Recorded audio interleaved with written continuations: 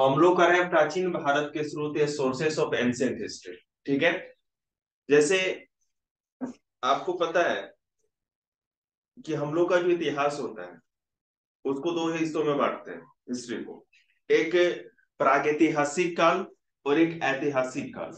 प्रागैतिहासिक काल उसको कहते हैं जिसके बारे में हमको नॉलेज कोई भी एक्सकेवेशन के बाद मिलती है, मतलब कि जमीन के अंदर से खुदाई करके कोई चीज निकालते हैं, तो जैसे कि कोई कॉइन्स हो गया, सिक्के हो गए, मोहरे होंगे, उन सबों को देखने के बाद, ठीक है, उन सबों को देखने के बाद हमें पता चलता है तो हम करते हैं।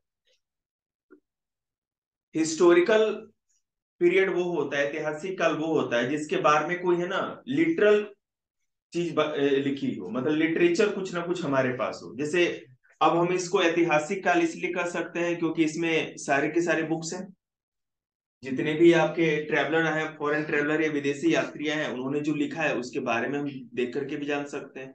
हो सकता है ना। तो इसलिए हम लोग इसको हिस्टोरिकल पीरियड कहेंगे या ऐतिहासिक काल कहेंगे। तो ये जान जाइएगा, ऐतिहासिक काल हिस्टोरिकल पीरियड उसको कहते हैं जिसके बारे में कुछ रिटेन में हो, चाहे वो अशोक का मैन्युस्क्रिप्ट ही क्यों ना हो। अशोक के मैन्युस्क्रिप्ट होगी तो क्या होगी, पत्थर पे लिखा होगा ना सब कुछ, और उसके बारे में उस पत्थर की मैन्युस्क्रिप्ट पे जो लिखी रहती है चीजें, ठीक है, उन सभी चीजों को इंस्क्रिप्शन को पढ़ करके, अभिलेख जो होता है इंस्क्रिप्शन, तो उनको पढ़ करके पूरा अशोक के इतिहास के बारे में हम बताते हैं। ठीक है।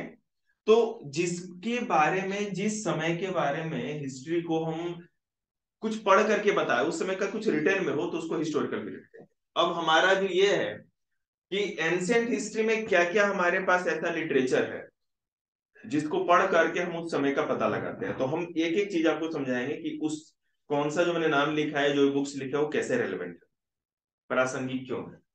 सबसे पहले, अगर आपको प्राचीन भारत के इतिहास के बारे में जानना है तो सबसे कीमती आपका वेद। ठीक है, वेद, क्योंकि हमारा भारत का इतिहास सिंधु घाटी सभ्यता से स्टार्ट होता है, इंडस वैली से।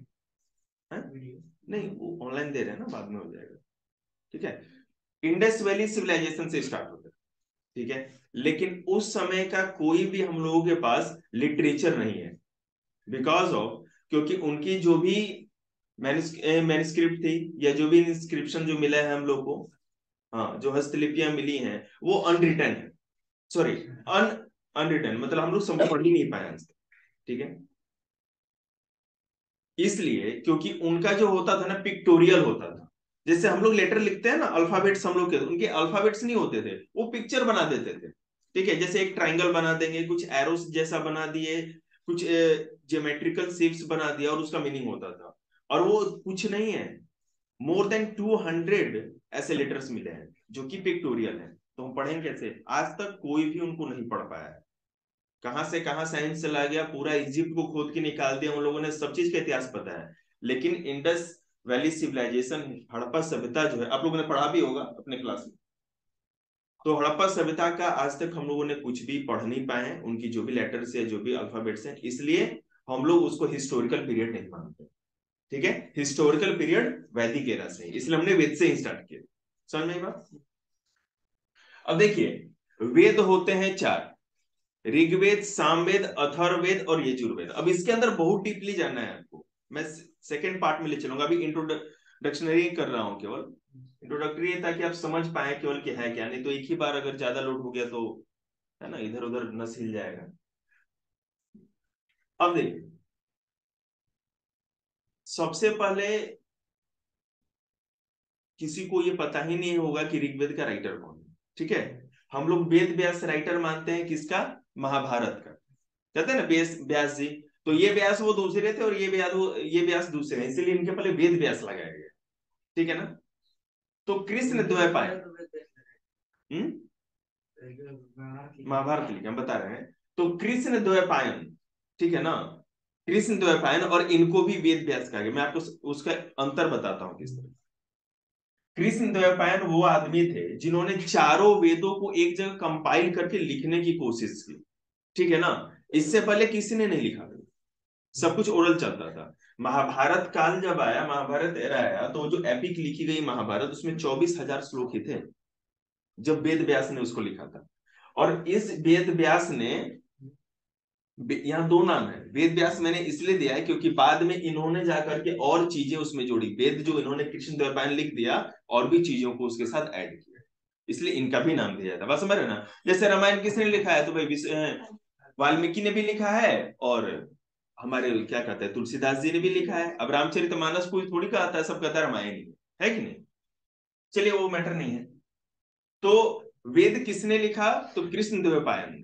और वेद व्यास भी आ जाए तो कोई भी आप ऑप्शन लगा सकते हैं। ऋग्वेद में देखो, मंडल मतलब कि चैप्टर, ठीक है ना, चैप्टर 10 चैप्टर्स, उसके अंदर 1028 सूक्त। सूक्त मतलब कि क्या कहते हैं, दोहे नहीं होते हैं, हाँ, श्लोक टाइप के, या ऋचाएं मतलब कि संस्कृत के शब्द होंगे, या मान लो कि ठीक है। तो इस तरह से गायत्री जो है ना, सावित्री सावित्री कहते हैं। सावित्री एक्चुअली सूर्य के लिए, बात समझ रहे हैं ना। सावित्री मतलब ओम भूर्भुव स्वः जो आप लोग कहते हैं, वो ऋग्वेद से ही लिया गया है। ऋग्वेद में ही सबसे पहले उसका उल्लेख है। उसके बाद मैटर ये है कि देखो इसमें क्वेश्चन कैसे कैसे आया हुआ है। गायत्री मंत्र किस वेद से संबंधित है ना, किस वेद से रिलेटेड है। पहला, सावित्री किस देवता के लिए शब्द इस्तेमाल किया गया है, कि कौन से देवता को, अब सावित्री कहें तो कौन से देवता, सूर्य देवता। उसके बाद ऋग मंडल में कहां पर गायत्री मंत्र का उल्लेख है, तो तीसरे मंडल में, 10 मंडल है ना, तो तीसरे मंडल में उसका उल्लेख है। ठीक है। इस चार चीज लिखे हैं, चारों पे एक एक क्वेश्चन, एक नहीं बहुत बार क्वेश्चन पूछा गया। चार वर्ण, ब्राह्मण क्षत्रिय वैश्य और शूद्र, जो है ना मेन कैटेगराइजेशन, ये ऋग्वेद में पुरुष सूक्त के 10वें मंडल में 10 चैप्टर्स है ना, तो सबसे लास्ट वाले चैप्टर में 10वें मंडल में क्या है, इन चार वर्णों का उल्लेख किया गया है। अब चार वर्णों का उल्लेख किया गया है, हम इसके बारे में भी आपको बता दें। जैसे आप कहेंगे तब तो ऋग्वेद में ही सब ये कास्ट सिस्टम जितना भी है, कास्टिज्म जातिवाद जो भी है, ऋग्वेद से ही आया है, बिल्कुल नहीं। उस जमाने में जो ये चार वर्ण या चार कास्ट डिसाइड किए गए, ये था कर्म के आधार पर, कि भाई, और इसमें ये भी कहा गया कि जो मुख का यूज करे, मतलब ब्राह्मण क्या करेगा उस समय, क्या करता, गुरुकुल में पढ़ता था या नहीं तो पढ़ाता था, इसलिए उसको ब्राह्मण कहा गया। क्षत्रिय क्या करते थे, क्षत्रिय या तो राजा होते थे नहीं तो योद्धा होते थे, ठीक है ना। तो उनको कहा गया कि भाई आप क्षत्रिय हैं, तो ब्राह्मण, क्षत्रिय, वैश्य। वैश्य मतलब कि जो बिजनेस करेगा नहीं तो खेती बाड़ी करेगा, जिससे पेट पले, पूरे राज्य का पेट उसी से पलेगा ना। या तो बाहर से एक्सपोर्ट इंपोर्ट करके कोई बिजनेसमैन लाएगा, और नहीं तो खुद भी खेती करेगा, और दूसरा क्या उपाय था। और तीसरे शूद्र, जो इन तीनों वर्णों की सेवा करें, राजा के दरबार में दास दासी हूं, या तो मान लीजिए कि क्या कहते हैं गुरुकुल में जा करके मैंने उनका सहयोग करें, ठीक है। और नहीं तो जो वैसे हैं उनके खेतों में काम करें, बिजनेस में जैसे कूली हो, जो भी हो, मैंने जिस तरह से भी हो। तो ये कर्म के आधार पे था। लेकिन उत्तर वैदिक पीरियड में या आगे और गुप्ता पीरियड के समय आते आते इसी को कास्ट के आधार पे बना दिया गया, ठीक है ना। उस जमाने में ऐसा बिल्कुल भी नहीं था कि जो ब्राह्मण के घर में जन्म लिया है वो राजा नहीं बन सकता, और जो शूद्र के घर जन्म लिया है वो राजा नहीं बन सकता। कोई भी काम कर सकता, ठीक है। जन्म के आधार से काम नहीं बढ़ा। ऋग ऋचाएं मतलब कि श्लोक, ऋग्वेद में सबसे अधिक श्लोक किस देवता के लिए थे, है ना, कौन से भगवान की को सबसे बड़ा माना जाता था। याद रखिएगा, उसमें ब्रह्मा विष्णु महेश ये सब कुछ भी नहीं आया था। ये जितना ब्रह्मा विष्णु महेश शंकर जी हम देखते हैं, ये गुप्ता पीरियड के बाद सब कुछ आया। उस समय वैदिक देवता होते थे। वैदिक देवता मतलब कि वैदिक गॉड वो हो गए जैसे इंद्र। इंद्र को देवताओं का राजा माना जाता है ना, आप लोगों ने देखा होगा जो भी रिलीजियस धारावाहिक। तो सबसे अधिक श्लोक भगवान इंद्र के लिए है, ठीक है। यजुर्वेद की बात करें, ये तो ऋग्वेद हो गया, सबसे पुराना ऋग्वेद ही था यजुर्वेद। देखो यजुर्वेद, इसमें यज्ञ संबंधी नियमों का संकलन है, कि जो भी यज्ञ कराए जाएंगे, उस जमाने में क्या होता था, सैक्रिफाइस, यज्ञ को सैक्रिफाइस करते हैं। जो भी यज्ञ करेगा उसी को पुण्य मिलेगा, ठीक है। अलग अलग लोगों के लिए, राजा के लिए अलग यज्ञ था, सामान्य लोगों के लिए अलग यज्ञ था। तो इसमें यज्ञ कैसे होंगे, उनके नियम थे। ये एकमात्र ऐसा वेद है जो गद्य में भी, पद्य में, मतलब कि पोएट्री में भी और प्रोज में भी है, ठीक है ना। क्या कहते हैं, स्टोरी टाइप में भी है और कविता टाइप में भी है, हाँ, दोनों तरह से। इसको पढ़ने वाला अधर्वी कहा जाता था, अधर्वी। ठीक है, हम वही लिखे हैं जो पेपर में पूछा जाता है, नहीं तो पढ़ते रहिए तो जीवन ही कम पड़ जाएगा। सामवेद यज्ञों के समय गाने वाले गीतों का संकलन, संकलन मतलब कि कॉम्पोजिशन, ठीक है ना। यज्ञ के समय जो भी गीत गाए जाते थे, मतलब कि मंगल गीत या जो भी होता था, वो सब उसी समय होता था। आप शास्त्रीय संगीत समझते हैं, क्लासिकल म्यूजिक?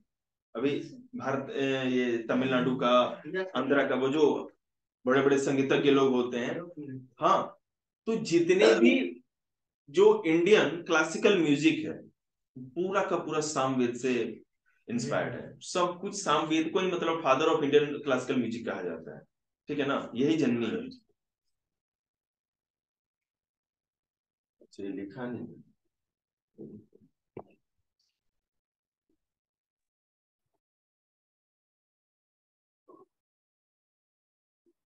रुद्रातु कहा जाता था, है ना, गीत गाने वाले को।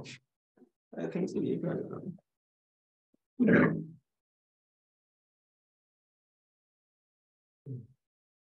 उद्रात्री है, सॉरी, टू नहीं, थ्री। ठीक है, और भारतीय संगीत का जनक वही सामवेद, अथर्ववेद। रचनाकार मतलब कि जो ऑथर होते थे, ठीक है। अथर्ववेद के रचनाकार या लिखने वाले थे अथर्वा ऋषि, और अथर्वा ऋषि के नाम पे इसको अथर्ववेद कहा जाता है, ठीक है। उसके बाद इसमें मंत्र है 731, 731 मंत्र है, और जो पद्य है, वो पद्य मतलब दोहे, है ना, 6000। इस वेद में अंधविश्वास और जादू टोना आदि सब कुछ इसी में मिलता है। जितने भी ना कि ये उपाय कर लीजिए बाबा जी वाला तो ये हो जाएगा, ठीक है, वो कर लीजिए तो ये हो जाएगा, ये सारी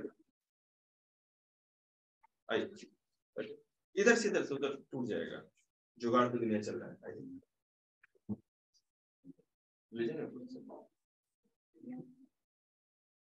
मैंने वाईफाई लगाना था, मिलता है, मतलब वो भी जरूरी है ना, पैसा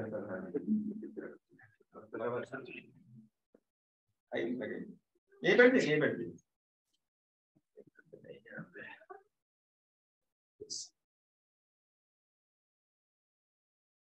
तो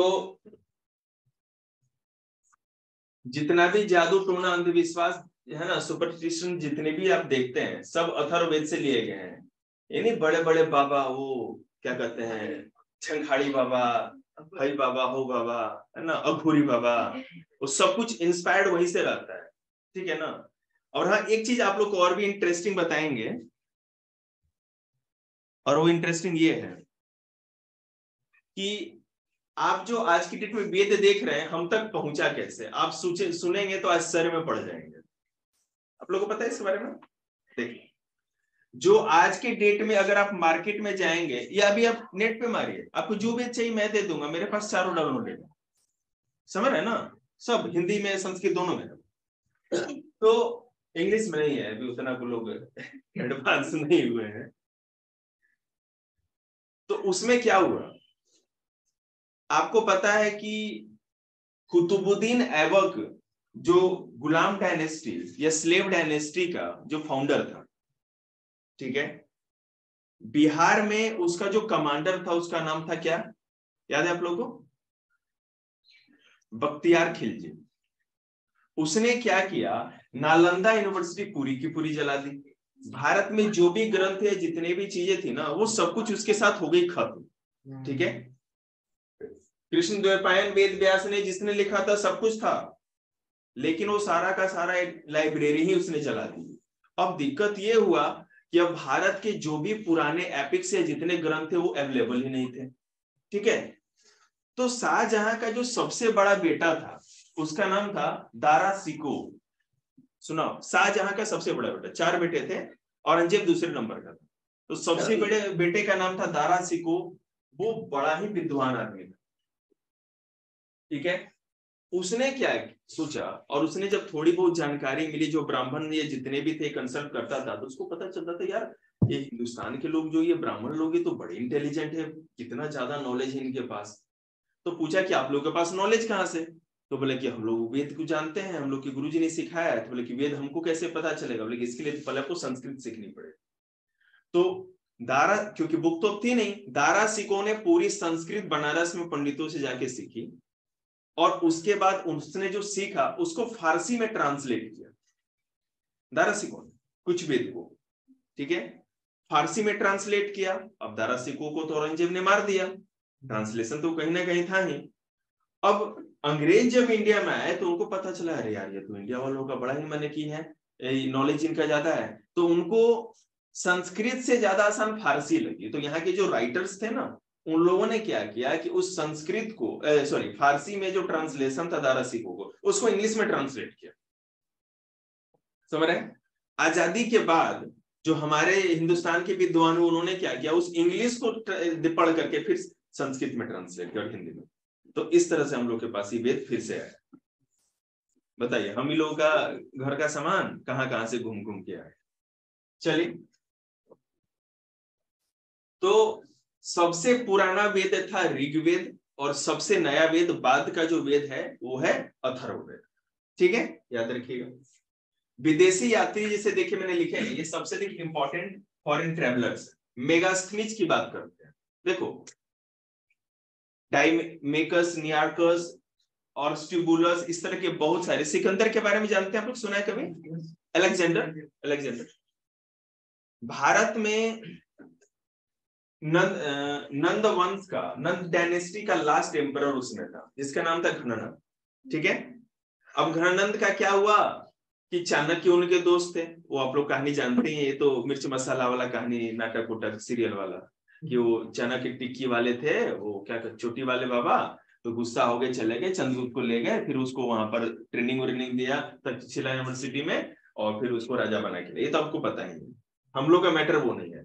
उस समय जो एम्परर था मगध डायनेस्टी का, मतलब कि मगध डायनेस्टी का सबसे पावरफुल डायनेस्टी थी। इसके बाद अगला चैप्टर हम लोग वही करेंगे एंशिएंट हिस्ट्री में, महाजनपद एरा। घनानंद राजा था। अब घनानंद जब मगध का राजा था तभी सिकंदर ने भारत पे अटैक किया था, लेकिन वो मगध तक पहुंच ही नहीं पाया, उधर ही उसकी बीमारी के चलते डेथ हो गई। तो अफगानिस्तान में, अब जैसे मैं बता रहा हूं क्या हो, इंडिया में या इंडिया के आसपास के इलाके में जो जो जगह कॉन्कर की गई थी, जीती गई थी, तो जहां पर इसका जो सेनापति या कमांडर था ना, वहां का राजा अपने आप को बना लिया। समझ रहे हैं ना, वो अपने आप को वहां का राजा बना लिया। अफगानिस्तान वाले इलाके का जो राजा था उसका नाम था सेल्यूकस निकेटर। ठीक है, ये एक यूनानी था, सेल्यूकस निकेटर। और उसी का मेगास्थनीज दूत था, तो अपने दूत पे एम्बेसडर को भेजते थे ना, मैसेंजर को, तो मगध में या पाटलिपुत्र में उसको भेजा, जिसका नाम था मेगास्थनीज। चंद्रगुप्त मौर्य के बारे में या मौर्यों के इतिहास के बारे में जानकारी के दो ही स्रोत है। ठीक है, एक तो है आपका मेगास्थनीज की लिखी बुक इंडिका, इसमें विश्वास करें इंडिया के बारे में कुछ भी नहीं। ठीक है, इसमें केवल पाटलिपुत्र के बारे में, पटना का जो भी मौर्य कालीन जो हिस्ट्री है ना, मौर्य, वो सारा का सारा इस बुक से आपको पता चलेगा, सब कुछ इस बुक में आपको मिलेगा। पूरा एडमिनिस्ट्रेशन किस तरह से, पूरा जो वहां का क्या कहते हैं म्यूनिसपैलिटी किस तरह काम करती थी, क्या था, राजा किस तरह काम करते थे, सारा। डाइमेकस, चंद्रगुप्त मौर्य का बेटा, आपको पता ही है, बिंदुसार था, अशोक का फादर बिंदुसार। इसके समय में सीरिया, सीरिया आपको इजराइल के बगल में कंट्री पड़ती है, अरेबियन कंट्री है, ठीक है, मुस्लिम कंट्री, वहां का एक एम्बेसडर था और बिंदुसार के समय भारत आया। ठीक है, ये जो मैंने लाइन लिखी है ना, ये 10-10 20-20 बार हर पेपर में क्वेश्चन पूछे गए हैं, सब समझ रहे हैं ना, यूपीएससी में नहीं, वो नहीं पूछता है इसे। डायोनिसियस, ये मिस्र जानते, इजिप्ट, इजिप्ट के बारे में सुना होगा आपने, इजिप्ट का पिरामिड। ठीक है, तो इजिप्ट का ये एम्बेसडर था जो कि अशोक के समय में भारत आया था, और इसने जो भी लिखा या जो भी बताया उससे अशोक के बारे में हिस्ट्री का पता चलता है।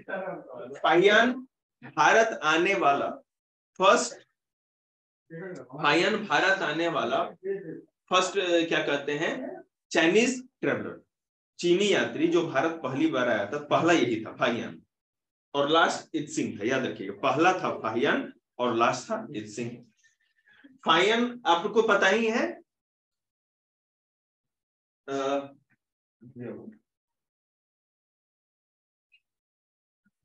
इसका छोटा भाई, रामगुप्त का छोटा भाई, हाँ, इसी चंद्रगुप्त सेकंड गुप्ता डायनेस्टी का सबसे ताकतवर किंग था। उसके बारे में थोड़ा सुन लीजिए। गुप्ता डायनेस्टी की स्थापना जो की थी श्रीगुप्त नाम के राजा ने की थी, ठीक है। लेकिन इस डायनेस्टी का जो सबसे पावरफुल किंग हुआ वो चंद्रगुप्त फर्स्ट हुआ। चंद्रगुप्त फर्स्ट के 2 बेटे हुए, ठीक है, चंद्रगुप्त सेकंड और रामगुप्त। बड़ा बेटा रामगुप्त था तो राजा रामगुप्त बनेगा, ठीक है, राजा वो बना। लेकिन रामगुप्त के समय में जब वो राजा था तो वहां पर क्या हुआ कि किसी पड़ोसी राजा ने अटैक किया जो शक्तिशाली था, और इसने कॉम्प्रोमाइज करने के लिए अपनी वाइफ दे दी उसको, ठीक है, मतलब कि आत्मसमर्पण कर दिया। अब ये बात आत्मसम्मान को ठेस लगी उसके चंद्रगुप्त सेकंड के। चंद्रगुप्त सेकंड ने अपना क्या कहते हैं रूप बदल करके गया और उसको मार दिया राजा को, और रामगुप्त को भी मार दिया, ठीक है। और उसके बाद चंद्रगुप्त सेकंड ही राजा बना। तो चंद्रगुप्त सेकंड गुप्ता डायनेस्टी में 2 ही राजा सबसे मजबूत थे, एक था चंद्रगुप्त सेकंड और दूसरा था समुद्रगुप्त, जिसके बारे में हम लोग बाद में बात करें। तो चंद्रगुप्त सेकंड के समय ही फाहियान आया था। चीनी यात्री जितने भी भारत आए थे उसका कारण केवल एक था, यहाँ का बौद्ध, है ना, बौद्ध धर्म से रिलेटेड जितने भी आपके मैन्युस्क्रिप्ट थे या जो ग्रंथ थे उसका अध्ययन करना। नालंदा यूनिवर्सिटी में कोई साइंस और लिटरेचर और तोप चलाने की ट्रेनिंग नहीं दी जाती थी। ये यूनिवर्सिटी केवल बौद्ध धर्म से रिलेटेड जितना भी ज्ञान था या जो भी स्टडी थी उसके लिए डेडिकेटेड। इस बात को याद रखिएगा, यहाँ पे कोई साइंस की ट्रेनिंग नहीं होती थी, कोई पढ़ाई नहीं होती।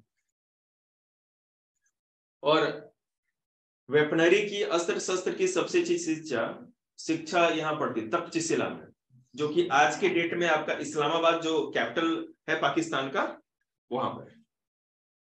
वैनसांग भारत आने वाले जितने भी चाइनीज ट्रेवलर थे उसमें वैनसांग सबसे ऊपर, क्योंकि इसने अपनी पूरी की पूरी यात्रा का विवरण लिखा, समझ रहे हैं ना। और उस किताब का नाम था सी यू की। अब चाइनीज है तो ची यू ऐसा होता है ना, उस टाइप का साउंड आएगा। तो सी यू की नाम की इसकी बुक थी, उसी में लिखा इसने सारा। उस समय भारत में हर्षवर्धन का वर्धन साम्राज्य का गुप्ता डायनेस्टी खत्म हो चुकी थी, उसके बाद ही आया। गुप्ता डायनेस्टी के खत्म होने के बाद आया था, ठीक है। क्या कहते हैं वैनसांग। उस समय भारत में सबसे पावरफुल जो एक सिटी थी उसका नाम था कन्नौज, समझ रहे हैं ना, अभी भी है कन्नौज उत्तर प्रदेश में, और वहीं का ये राजा था। तो उसी के दरबार में वैनसांग आया था। ये जब लौटते समय जब गया तो इसने देखा पाटलिपुत्र खंडहर हो चुका है और वो बिल्कुल तहस नहस हो चुका है, गुप्ता डायनेस्टी का खत्म हो गया। इत्सिंग भारत में सबसे बाद में आने वाला चीनी यात्री था, इसके लिए बस ये इंपॉर्टेंट है। अल बरूनी चचा के बारे में देखते हैं हम जरा। देखो, महमूद गजनवी अफगानिस्तान का एक बहुत ही बड़ा मतलब कि क्रूर राजा था, ये सुल्तान कह सकते हैं। जब वो आ रहा था तो इसको पकड़ लिया अल बरूनी को, और आप विश्वास इसने खुद ही अपने बुक में लिखा है कि पूरे रास्ते सुल्तान ने मेरे को खाली पांव उस गर्म रेत में दौड़ाया, समझ रहे हैं ना। तो भाई वो तो पठान होते ही ऐसे मुस्लिम लोग क्रूर। तो महमूद गजनवी के साथ ही भारत आया था। इसने जो बुक लिखी ये बहुत ही बड़ा, मैंने कि बहुत बड़ा विद्वान था, नोबेल पर्सन था। मैंने उस जमाने में इसको बहुत ज्यादा जानकारी थी, संस्कृत की भी नॉलेज थी और फारसी की भी, अरबी की भी। अल बरूनी इसका नाम था, और इसने किताब जो लिखी किताबुल हिंद। तो उस समय इंडिया के बारे में जितना नॉलेज मिलता है क्या कहते हैं अर्ली सल्तनत एरा के बारे में, वो सब इसी से मिलता है, किताबुल हिंद से। उसके बाद इब्न बतूता, इसकी बुक थी रेहला, ठीक है। इसमें ये मोहम्मद बिन तुगलक के बारे में आप लोगों ने पढ़ा होगा, 7th क्लास है ना, यहाँ पे कौन है अब मोहम्मद बिन तुगलक जानते हैं? तो कैसे जानेंगे, पढ़ा है नहीं किसी ने। मतलब ये मत कहिएगा सर टीचर तो आप ही हैं, मैंने हिस्ट्री पढ़ाई नहीं। मैंने कहा नहीं कि आप नहा के आए लगते हैं मुझे। मोहम्मद बिन तुगलक के दरबार में आया था, ठीक है ना। तुगलक डायनेस्टी का राजा था भाई, क्या बोल रहे हो, मोहम्मद बिन तुगलक लिखा है फिर कह रहे हो मुगल, पगला गए, ठीक है। मार्को पोलो इटली का यात्री था। पांडे राज, पांडे मतलब कि देखो आगे जा करके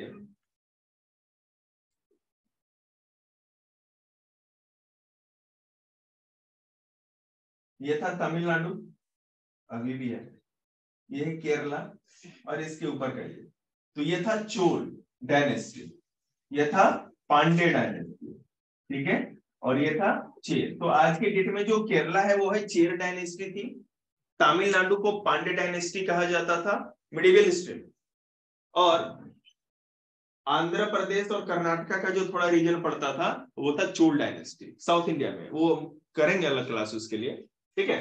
तो मार्को पोलो पांड्य राज्य में आया था, इटली का यात्री था और उसने इसके बारे में थोड़ा बहुत बताया। हम लोग अभी जैसे प्राचीन भारत के स्रोत है ना या सोर्सेस ऑफ एंशिएंट हिस्ट्री, का एक और करेंगे, ठीक है ना। ये तो इसको पार्ट 1 ही रखते हैं हम लोग,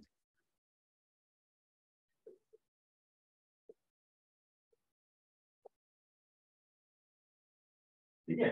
पार्ट 2 करेंगे तो इसमें ज्यादा क्लियर होगा। शांतनु फिर से लिंक भेज रहे हैं।